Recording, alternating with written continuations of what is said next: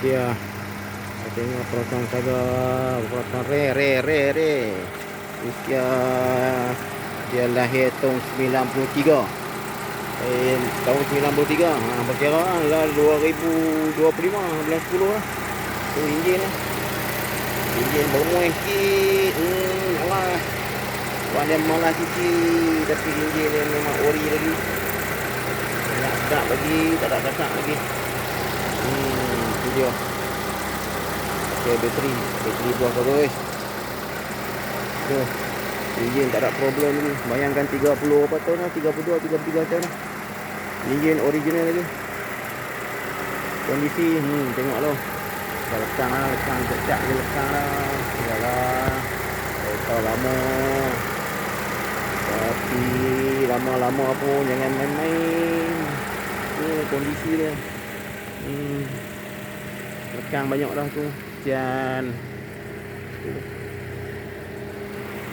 tapi ni kalau cat balik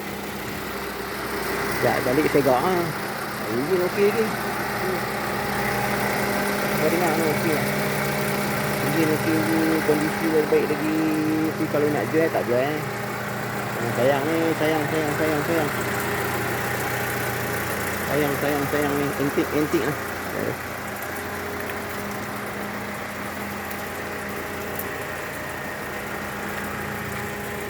Proton, dia nama Proton. Terbaiklah Proton. Ni idea Dr. Mahzir punya ni.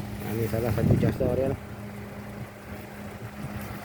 Ramai boleh pakai. Aku pakai lama dah. Tu. Agak boleh pakai 50 tahun ni kalau umur panjang. Boleh turun kat anak cucu. Tu pun kalau lepas mau kan. Kereta lama jadi antik mau lah. Ni kalau bocak segak-segak balik.